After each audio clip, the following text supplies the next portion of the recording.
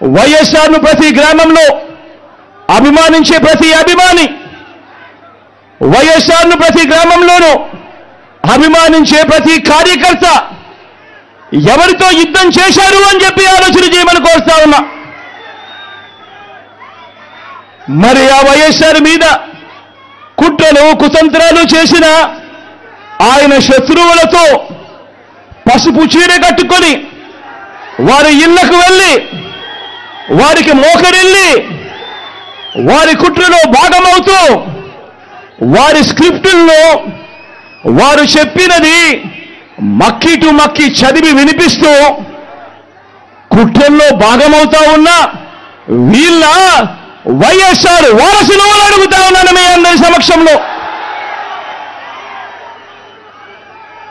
వైఎస్ఆర్ కీర్తి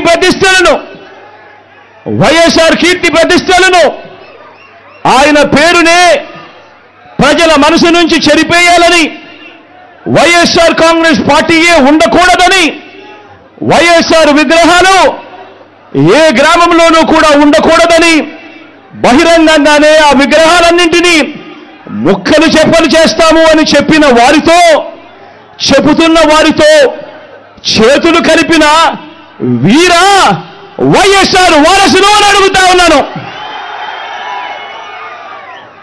మరి ఇక్కడే ఆలోచన చేయమని అడుగుతా ఉన్నా. ఇలాంటి వారికి ఓటు వేస్తే వైఎస్ఆర్ లెగసీకి ఓటు వేసినట్ట, లేక ఇలాంటి వారికి ఓటు వేస్తే వైఎస్ఆర్ పేరును కనపడకుండా చేసే కుట్రల కార్యక్రమానికి ఓటు వేసినట్ట అన్నది ప్రతి ఒక్కరూ కూడా ఆలోచన చేయమని కోరుతా ఉన్నా.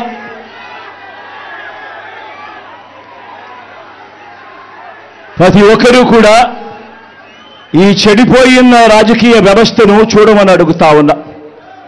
రాజకీయాలు ఏ స్థాయికి దిగజారిపోయాయో గమనించమని కోరుతా ఉన్నా. నిజంగా మీ బిడ్డను ఎదుర్కోలేకపోతా ఉన్నారు. మీ బిడ్డ ఒక్కడి మీద ఇంతమంది కలిసి ఏకమవుతా ఉన్నారు. ఒక చంద్రబాబు, ఒక ఈనాడు, ఒక ఆంధ్రజ్యోతి, ఒక టీవీ5, ఒక దత్తపుత్రుడు, ఒక బీజేపీ, ఒక కాంగ్రెస్, వీళ్ళందరికీ సరిపోవడం అన్నట్టుగా నా ఇద్దరి చెల్లెమ్మలతో కుట్రలు కూడా చేస్తూ ఈరోజు రాజకీయాలు చేస్తా ఉన్నారు. ఆలోచన చేయమని అడుగుతా ఉన్నా. రాజకీయాలు ఏ స్థాయికి పతనమైపోయాయో గమనించమని కోరుతా ఉన్నా. ఇక మా చిన్నాన్నగారి విషయానికి వద్దాం.